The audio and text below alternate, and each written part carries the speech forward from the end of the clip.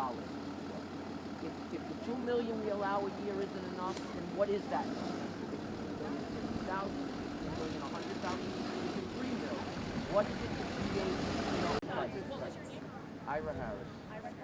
It takes me 10 years to get my... Good morning. Go ahead. How are you guys? Thank you for being out here so early. Sure. Is this close enough? Oh, this way? Yeah, center up. You want this direction? Not these fine folks? Okay. You guys. Okay. All right. So good morning, everybody. So we're out here in Creedmoor and Belrose in NY3. This has become a very large point of contention between the city and the constituents here. So my office has fielded several hundred calls over the past couple of weeks up to the lead up of what's going on right behind us. Immigration has become a humanitarian crisis in this country. This isn't about not wanting to help folks. This is about acknowledging that this is a crisis led on by bad policy, a crisis that we, House Republicans, voted on H.R. 2 earlier this year, and House Democrats and Senate Democrats refused to advance a resolve. So now we're dealing with this here. 1,000 migrants fit into tents behind us. The same tent structures that we have out in El Paso, Texas, where I visited several weeks ago. Same exact structure. So to think that this is now here in, quite frankly, I call this a little the suburbs of New York City. We're in Queens here. We like our little quaint lifestyle. We come here to raise our families. We come here for a better life, for quality of life, away from the hecticness of Manhattan. Now, let's be very honest on what's going on with these policies. These policies are led on by House Democrats, Democrats in the White House, Democrats in the Senate, the same Democrats that the liberal elites from Manhattan vote for on and on and on. Now, they don't want this in their backyard, so they dump it here, where we obviously voted Republican. That's why I'm your representative in Congress. So it begs the question of, why can't we just house them all on Park Avenue, 57th Street, where the folks are voting for these policies? Why isn't Chuck Schumer fixing the issue? Why is it that we have to bear the burden of thousands of migrants all across our neighborhoods? The mayor is in Israel right now, running away from the fact that this crisis is now increasing, with the fields being authorized by Joe Biden and Kathy Hochul to house more migrants, and there's no resolve, there's no sight and end. We need to close the floodgates. We need to stop this. This is common sense, folks. We're taking resources away from middle-class Americans here in New York City and taking away Randall's Island, a recreational space for their kids. We've passed H.R. 2. H.R. 2 has to advance in the United States Senate. This is the Chuck Schumer and Joe Biden border and migrant crisis. Chuck Schumer, our United States Senator and Senate Majority Leader, needs to do something about it. He's from Queens. He's from New York City. He has to do something about this, but we stand here with this migrant crisis right behind us, and there's no end in sight. The folks behind me live here. This is their neighborhood. They moved here running away from the hecticness of New York City and the thick of Manhattan. This is what this is about. This isn't about hate. This is about compassion and common sense. And we need Washington, D.C. to listen to us. I stand here not as a United States Congressman. I stand here as a citizen, a resident of New York's 3rd District, and I'm asking you all to cut the nonsense and get to work. Chuck Schumer, Senator Schumer, I'm asking you to advance H.R. 2 immediately in the United States Senate to get the job done. President Biden, I call on you to speak to your senator and make sure that you guys pass the bill. Enough is enough. We're not going to deal with this anymore. I will do everything in my power. We'll be conferencing with the Speaker and the Majority Leader to see what we can and what we should do to make sure that not one single dollar of federal funds is diverted and put to spend in this center. We cannot support this. We can no longer finance. And with that, I'll take a few questions from the media. Thank you. I understand you don't want it here, and you mentioned why not Park Avenue and places like that. I mean, we saw the migrants sleeping on the streets in Midtown Manhattan, and they've opened several other locations, but I think they're struggling to find large-scale places, right, to be able to put these tents. So I understand the whole border. That is going to be worked out eventually, but for immediately, I mean, what do you suggest? The migrants keep coming. The city is out of money, has been out of money to deal with this. The costs keep ballooning. There's limited space. So if not here, where? And what is the immediate solution? Well, Mayor Adams can start off by calling it a state of emergency and stop taking them in, right? He can suspend sanctuary city status immediately. That's incumbent upon him. He's the executive of the city. He has the power to do that. And you're very much more optimistic than I am, and I believe the folks behind me, to think that the migrants are going to stop coming and that the border is going to be dealt with. It's been 2 years of the Biden administration almost now, and we haven't seen a resolve. We haven't seen an inch towards resolve. So the reality is, not here. Put it where people are voting for. Put it in Jamal Bowman's district. Put it in AOC's district. Put it in districts that are overwhelmingly voting for these policies. Because last I checked, New York's 3rd District voted for border security, voted for a conservative to go represent their values. So put it in the Democrat districts and leave the Republican districts out of it. That's what it comes down to. Yeah! Congressman, are you speaking with representatives on the other side of the aisle to try to work towards a I have. I've reached out to my neighboring members. Obviously, I think this is as important as it is for me and probably for Congressman Mang. We have had conversations with her office. I have personally spoken to her on numerous topics regarding, because of the proximity of our district. The reality is I'm willing to work with anybody. I don't care about party affiliation. I don't care about which means to the way. We just need to fix this. I'm willing to work with Grace Mang, with every single member of Congress that's interested in finding a resolve for the people of New York, specifically Queens. Good morning, Congressman. Good morning. Clearly, you're very concerned about this issue. Many constituents we've spoken with are as well. I'm curious, in addition to obviously raising awareness, as you are right now, what are you doing, and which local leaders are you working with? Have you met with local groups, and what are you actually doing to respond to this issue as it stands, like the situation? So, we're working with the civic groups. There's a few of the representatives of the civic groups behind us here that are here with us today. We're working with civic leaders in the sense of, I'm not worried about working with local politicians. Here, my options here are very limited. They're all Democrats. There's the assemblymen, the state senators, the council people. They're not very interested in fixing this. If they were, this would have never passed through. And I say this too, to the Republicans, I know there's not a lot of them, but to the Republicans in city council, they could have avoided this. They could have made and raised enough awareness, and I feel like they let us down. So this is a bipartisan opportunity to call them out. There's 6 members in city council who are Republican, a few other who caucus with them. Had they given us a heads up, these folks would have been able to organize, protest, and get the mayor to the table to have a conversation. So this is about accountability for everybody. I'll work with anybody. Right now, I'm working with the rank and file, the civic leaders, the neighborhood leaders. That's the people I work with. I'm happy to work with them, much better than bureaucrats and elected hacks in political office. Yes, sir. Congressman, have you taken a look at the facilities here and seen migrants yourself? Well, look, I don't think I have to look at a facility. It's a tent. It's a non-permanent structure. It's actually, there's nothing humane about it. And quite frankly, if you look at the pictures that they're giving us, people are sleeping in line. There's no, what's there to look at other than the fact that it's a disgrace? That's how, look, you want to help these folks? That's not how you help them. This isn't help. This isn't compassion. This is actually inhumane to put people in these conditions. Anyone else? Yes. Congressman, so then what is your immigration plan? What would you do differently? Close the border. Stop them from coming in, and let's start. And then we need to figure out what we do with the millions who are already here. I mean, court dates for 2032. Does that sound reasonable to you? 9 years away? It doesn't make sense. So we need to fix immigration. Hey, how about we take the 87,000 IRS agents and turn them into USCSI, CBP, and ICE agents to fix the immigration crisis? That's a far bigger issue than weaponizing the IRS against middle-class Americans. I think that would be a much better use of the money. Have you spoken to the White House about expediting normalization? I mean, look, I'd love to, but the reality is nothing productive is going to come from a conversation with the White House. Look, the White House refused to talk to the Speaker of the House for months and almost put us into a government shutdown.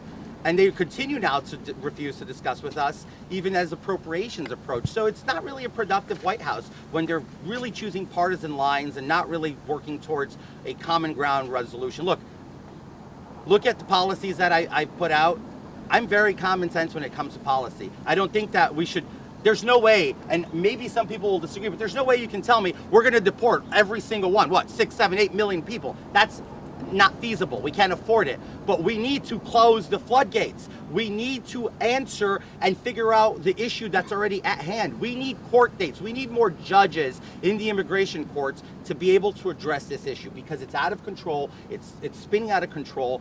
And it's, look, when you're taking Americans' turns out of resources and giving them to foreign nationals who, as I like to say, came in through the back door, you're doing a disservice to Americans. We have homeless veterans, we have homeless people through the wazoo in this country. Homelessness is a crisis in America, and yet we're taking in more people and diverting resources and diluting resources away from Americans.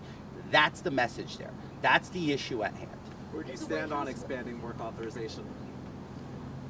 I think we should not cheapen the process, right? So what you're asking is, let's just give them all blanket work authorization as they're in process.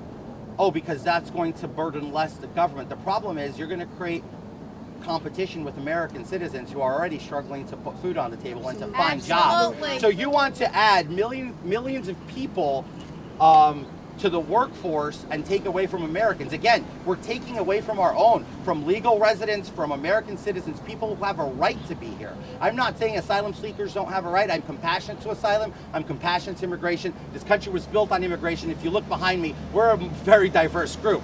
This isn't about being anti-immigration. It's about being common sense to the capacity, to the state of our country at where we are today. It's unsustainable. We can't afford it.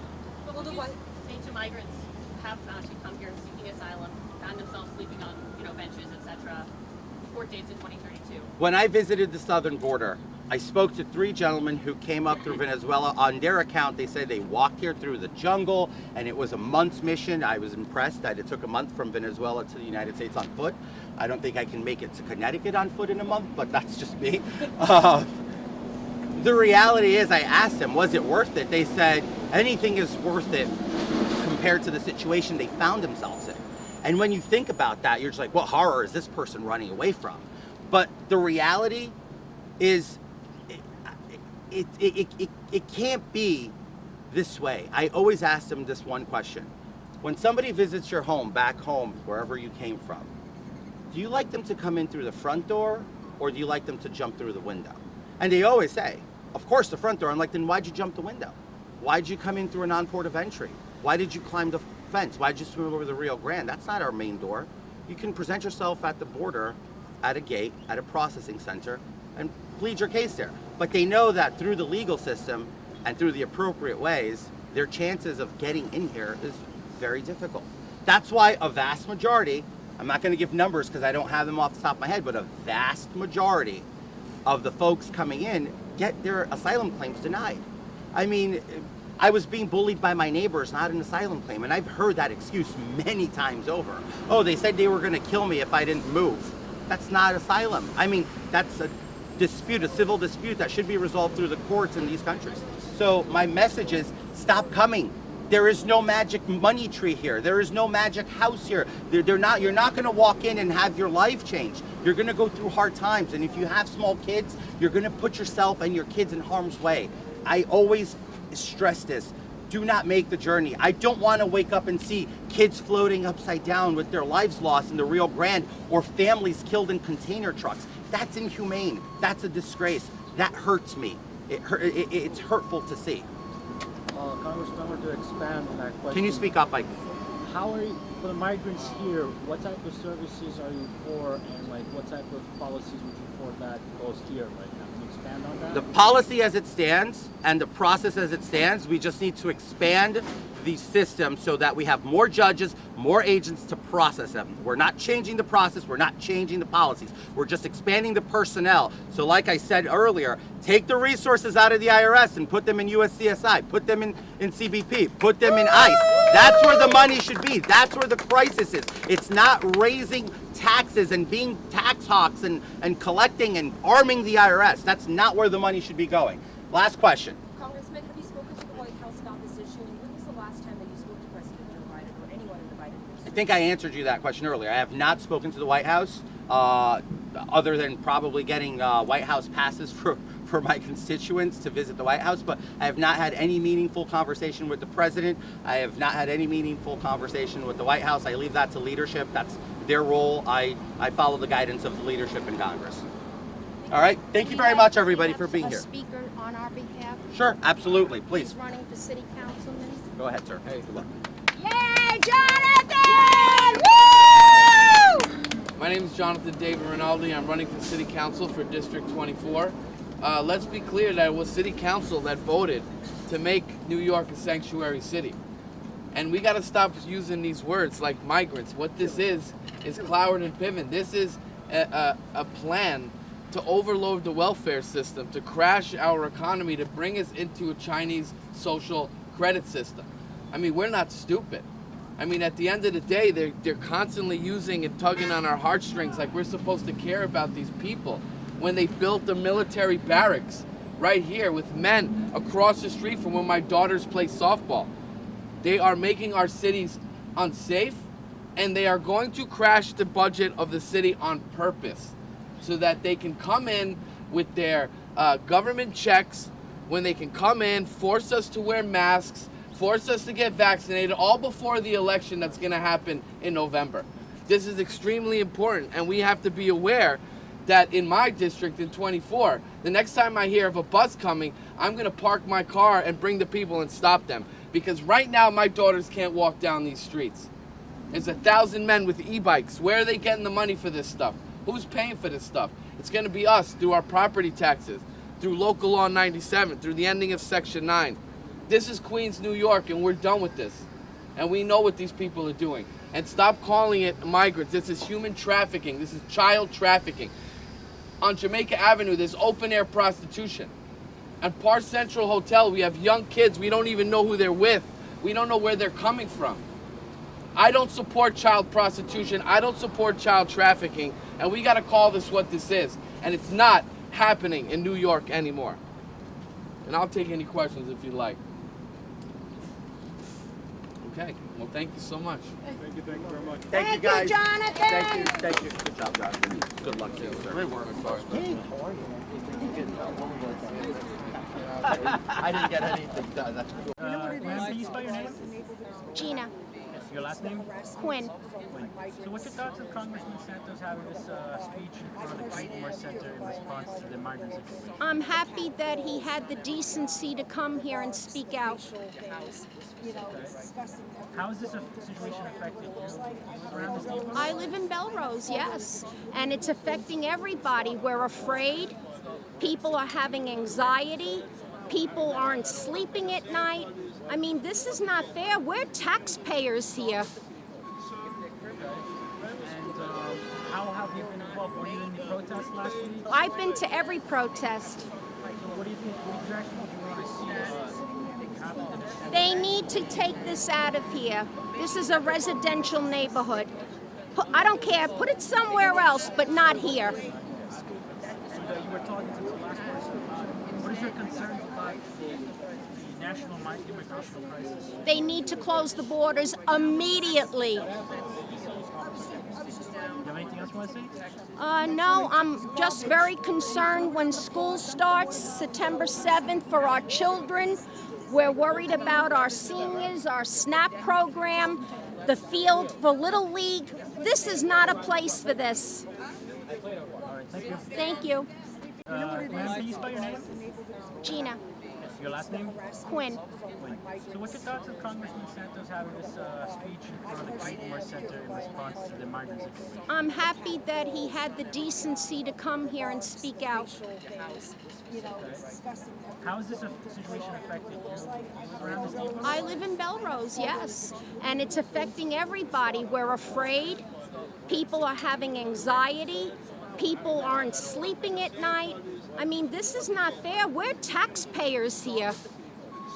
And how have you been involved? Were you in the protest last week? I've been to every protest. So what do you think? What exactly would you want to see happen? They need to take this out of here. This is a residential neighborhood. I don't care. Put it somewhere else, but not here. And you were talking to the last person. What is your concerns about the national immigration crisis? They need to close the borders immediately. Do you have anything else you want to say?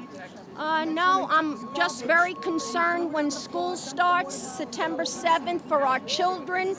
We're worried about our seniors, our SNAP program, the field for Little League. This is not a place for this. All right, thank you. Thank you.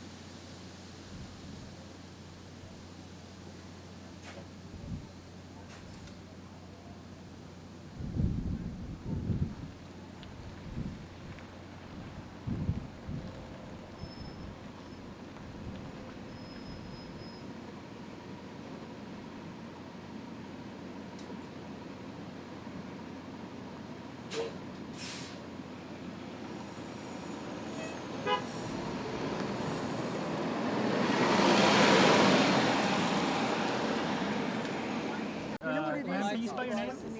Gina, Your last name? Quinn. So what's your thoughts of Congressman Santos having this speech in front of the Creedmoor Center in response to the migrants? I'm happy that he had the decency to come here and speak out. How is this situation affecting you? You live around this neighborhood? I live in Belrose, yes, and it's affecting everybody. We're afraid. People are having anxiety. People aren't sleeping at night. I mean, this is not fair. We're taxpayers here. And how have you been involved? Were you in the protest last week? I've been to every protest. So what do you think? What exactly would you want to see happen? They need to take this out of here. This is a residential neighborhood. I don't care. Put it somewhere else, but not here. And you were talking to the last person.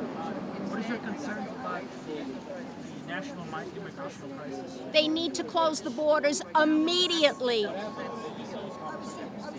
have anything else you want to say? No, I'm just very concerned when school starts September 7th for our children. We're worried about our seniors, our SNAP program, the field for Little League. This is not a place for this. All right, thank you. Thank you.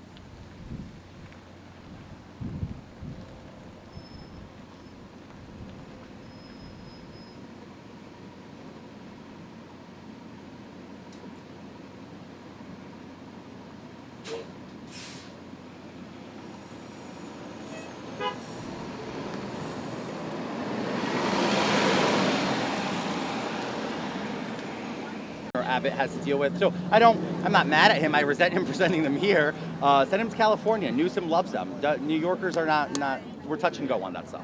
Understand.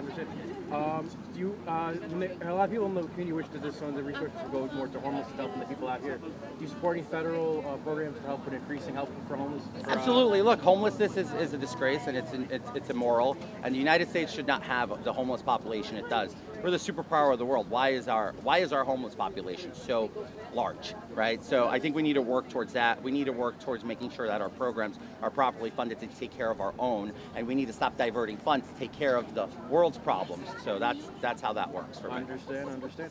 So I one more question for you today. Do you believe it's possible that any solution can come during the Biden administration for this to be fixed right now? Regrettably so, no.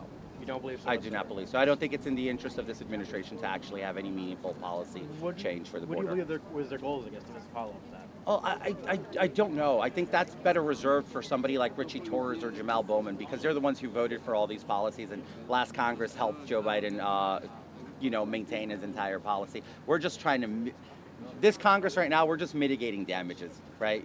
We're what, 8 months into this congressional session, and we're doing the best we can. All right. Thank you for your time, Congressman. Thank you, sir. Appreciate it. Thank you. Thank you, everybody. Have a good night. Thank you. Good day. Sorry. Thank you. Thank you for everything. Thank you, ma'am. Appreciate you. Save our school. Save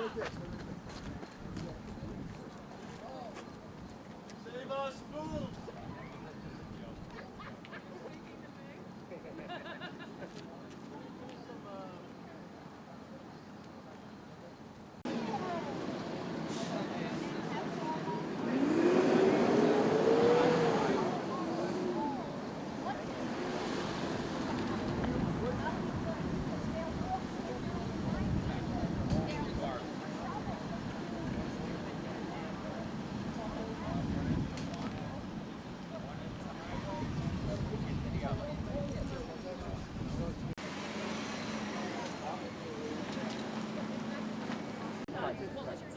Ira Harris. It takes me 20 years to get my citizenship to come and check, make sure that we weren't on welfare. Yes. You get your cast signed by George Santos? You get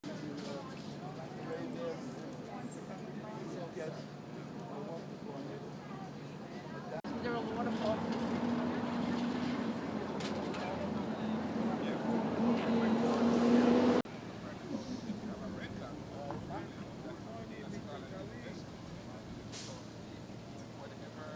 I'm out here because the situation here with the migrants is affecting all our neighborhood.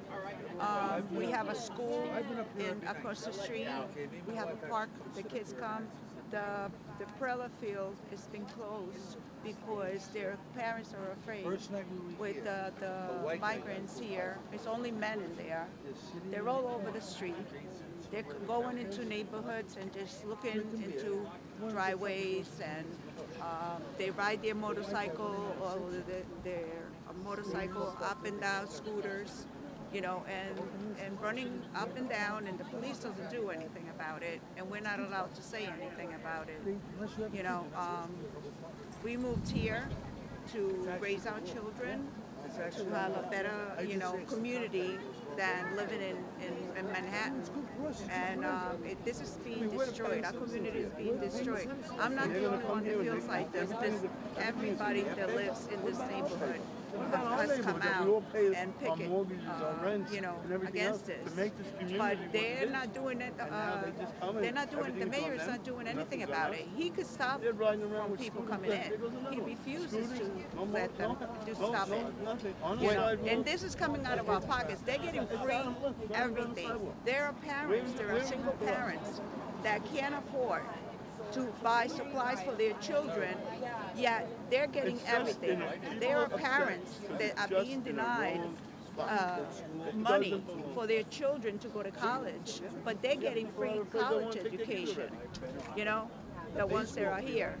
they're putting 400 of migrants in Bayside High School this September. So what does that mean for the other children that are there? You know, are they going to be, you know, sent out? Are they going to go anywhere else? You know? So I think finally, what would you say as a solution? Because the city is trying to find anywhere that they can put them. They're looking up at, they opened Randall's Island up, they've opened up, oh geez, I'm blanking on the name. Right now, Floyd's Bennett Field. Yes. It seems like, you know, there's not space for them. What would your solution be if you... Well, there are other areas they could put them where there's no children around, there's no schools around. But over here, the senior citizens that come to get their meals and stuff, they're afraid to go in there. They don't want to go in there. They're afraid. And they're all over. They're across the street of the park. You have to see the garbage that they throw. I mean, they come, they pick it up, sanitation. Not even a half an hour later, more garbage. We never saw that before in the park. You know, people from the neighborhood go there, sit with their children in the afternoons, you know, so their kids can play. They can't even go in there. They're taking up all the seats. They're laying all over, you know, the benches, the tables. And I didn't see it myself, but I heard that they're drinking beer and smoking. How long have you been here? In this neighborhood, going on 28 years. Thank you so much. I appreciate your time. You're welcome. Can we get you too?